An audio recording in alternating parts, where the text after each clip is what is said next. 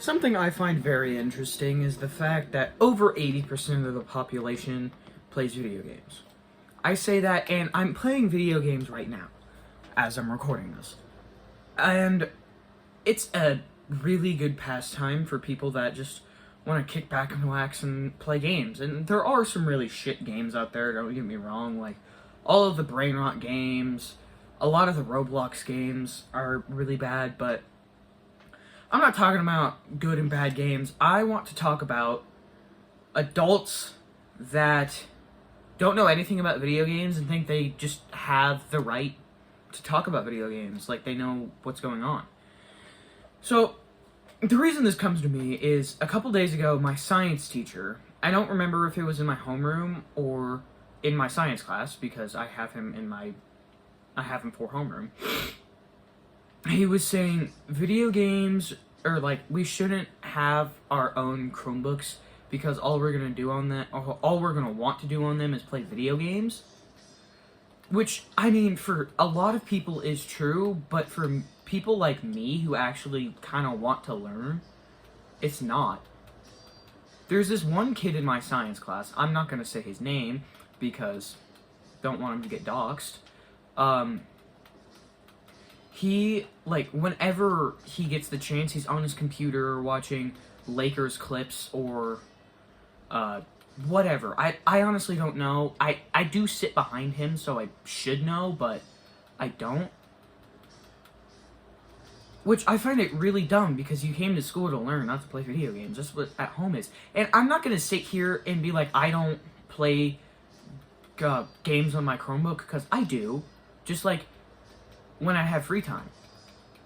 I would much rather read in free time, but it's whatever. And, like, I just genuinely don't get why people play video games in class when they're not supposed to be. Like, I'm not a teacher's pet by any means. I don't really like school that much. I only came because if I didn't, my mom would kill me. But back to what I was saying, my science teacher made some really, really good points.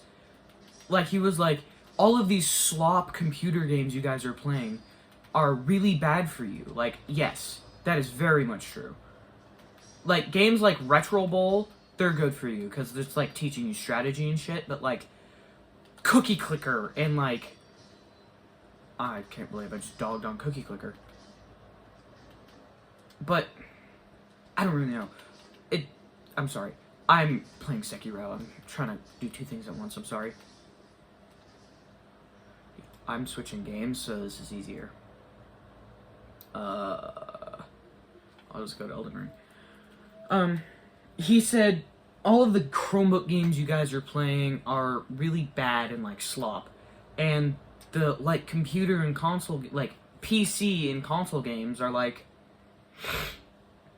really good for you, and you guys need to stop playing these random computer games just to play games in the middle of class. Which, yeah, he made a really good point there. I don't think he plays video games, though, so he probably doesn't really have that much right to say, but I get where he's coming from, and I understand what he's trying to say. But these kids in my science class, they just don't get this, and they won't listen. They're assholes. It's just a whole shtick. But back onto the actual subject.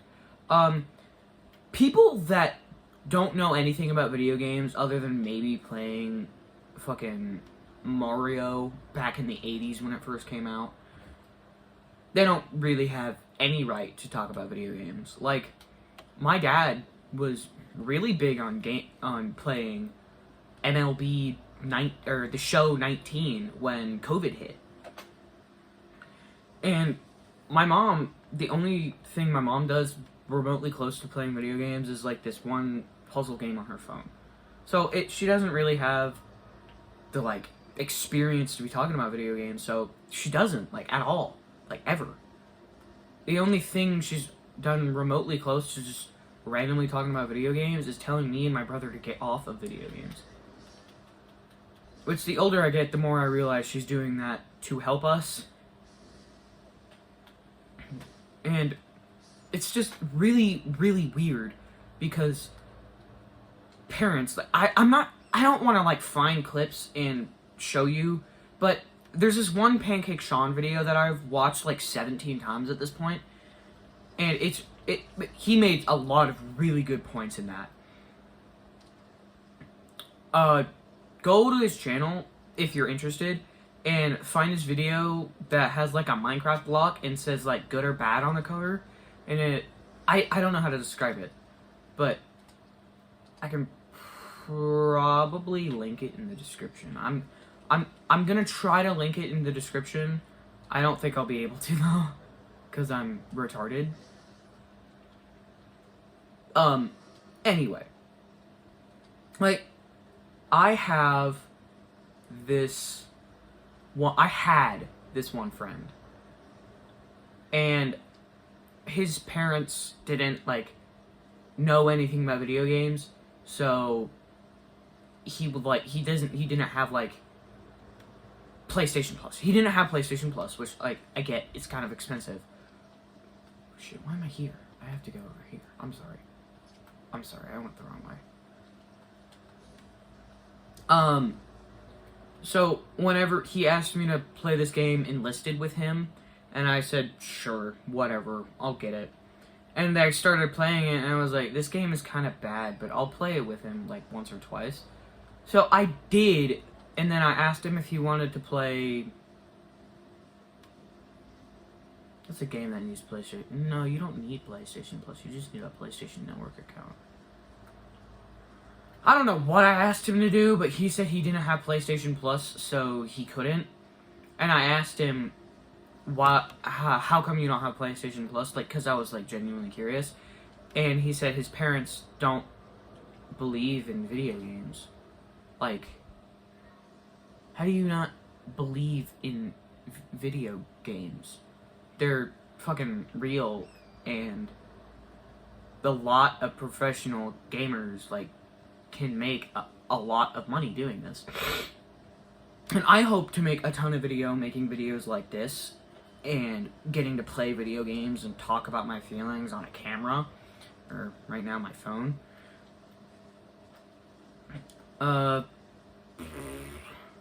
And my grandma said something like this. My mom had, I actually have it in my room with me. She had an NES when she was about my age. And she told me that my grandma was really big on Tetris, which any normal person, yeah, you should be, because Tetris is awesome. But, what am I trying to say? I really don't know. I'm trying to say, parents, stop talking about video games like you are caught up on the releases of any good game or game series. Like, the most I think I've seen any parent other than my own playing video games is fucking Candy Crush on their phones. Like, if you're gonna play Candy Crush, cool, Candy Crush is pretty fun. But, like, if you're gonna sit there and talk about how video games are bad for a kid's mental health because, like, your kid has mental problems and you think it's from their gaming habit. No, they have mental problems because you don't take interest in their hobbies. Like, my parents, they take a lot of interest in my hobbies. Other than, like, manga and anime, because, like, I really prefer them to kind of stay out of that, because one of my favorites is Chainsaw Man. And if you've watched or read Chainsaw Man, you know how freaky it can get. Like, I'm gonna veer off topic for a little bit. The new Chainsaw Man movie came out, and I really wanted to watch it because I just fucking love Chainsaw Man, and I've heard that the Reze arc is so good. And I watched the trailer, and I was like, oh my god, there is a bath scene. I don't want to watch this with my parents. And so, like, I've been in this whole dilemma, like, I'm not gonna be able to watch a Chainsaw Man movie. Should I buy all of Chainsaw Man? Which I think I will, and I'll read all of part 1 in a week. But if anyone has read or watched Chainsaw Man, or Yeah, read or watch Chainsaw Man, you just know how freaky it is. Like, Denji's whole goal is to... Never mind, I can't say that. I'll get taken off of YouTube. It's just crazy that Chainsaw Man is so freaky, except it's so good. Another one of my favorites is Undead Unluck, and if you've watched that, you also know how freaky it is. I'm not weird, I just like freaky anime, apparently. No, I have not watched High School DxD. Before anyone asked, I have not watched High School DxD. I don't plan on it either. That's a bomb. Whoops. I genuinely don't plan on watching High School DxD. I might, at some point, as a joke, I'll probably get like 3 episodes in and stop watching because of how freaky it is. There's a certain amount of freakiness that I can take, but whatever. Alright, I'm gonna get back on topic. Like I was saying, if a kid has mental problems, it's not because... What the fuck? It's not because they have a gaming addiction. I have a gaming addiction, and my mental stability is great. Now, the things that I read, they don't put my mental state in the right place when I'm reading it, but it gets the job done for entertainment. Like, parents, if you would just take a little bit of interest in your kids' hobbies, like mine do. Mine take a lot of interest, like coding. I used to be really big on coding. I still know how to do it, except I would much rather not because it just takes so long. And they were like showing interest, and when I showed them all of these really impressive things that I knew how to do, they were like, oh my god, that's so cool. And even now, I still tell them about my accomplishments in video games, but they say, wow, and I know they don't, like, care, but it's still nice that they show a little bit of, like, passion for what I'm passionate about. And with this new passion I'm interested in about, digital art, my parents have been taking a lot of interest in it lately, and it's like, they're really happy that I found another form of the arts that I really like.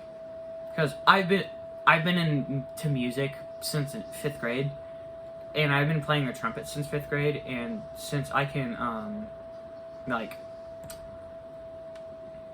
do all of these impressive things, my parents like to show me off to other parents when comparing children. I'm not my parents' favorite. I know that for a fact. They love us all equally. I hope. I really hope. But, like, parents, if you're gonna, like, be mad about your kid being addicted to video games, just play Minecraft for 20 minutes and you'll understand. Play any of these addictive games, not any mobile games. There are a couple really good mobile games, like the Last Shonen whatever thing, that's really good. The Last Shinobi something, Shadow of the Shinobi, I don't know. It's like Sekiro, but on a phone, and I love it, because I love Sekiro. Okay, I'm gonna fight a boss, so if I'm getting off task, I'm sorry. Like, your kids, they come up to you, and they're like, oh my god, I just did this really impressive thing for this game, and parents just don't care. Unlike my parents, who, like, actually know if I come up to them about something, that they know that I've done something that's really impressive. Because I've done a lot of really impressive things over my years.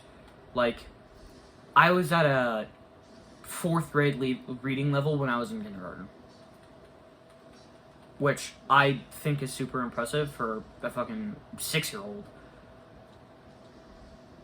I'm on my grade level now because I didn't read a ton from 1st grade to, like, now. I didn't really start getting back into reading until, God, when was it? My birthday. Yeah, I got a ton of No, after I watched Berserk, I got back into manga reading because I was like, well, what happens next? So I've been collecting a lot more manga. Can this guy stop spamming? Holy shit, what is this camera?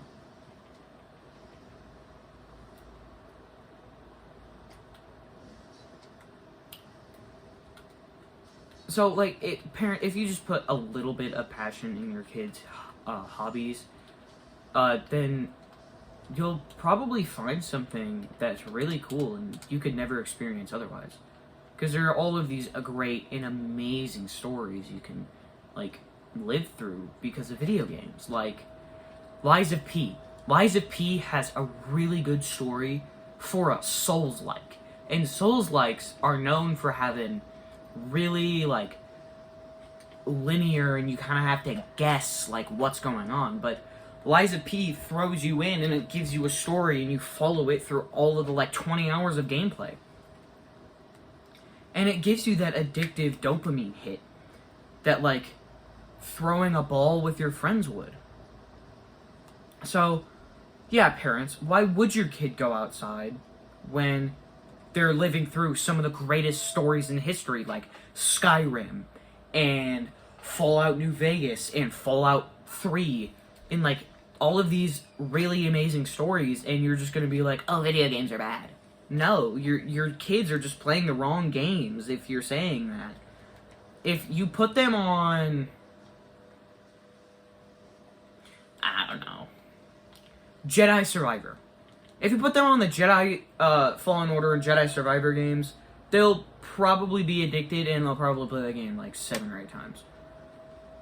And I can say that because I was like that. I was heavily like that. I played through Jedi Fallen Order like 7 times. I've only played through Jedi Survivor once, but I had like 60 hours in the game because I've done a ton of side things. Anyway, I just kind of wanted to talk about that.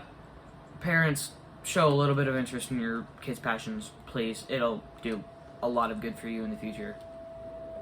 Because if they become world-class gamers and they're having a speech, they're not going to mention you. So, that's not all I want to talk about. Sorry for getting off of target. See ya.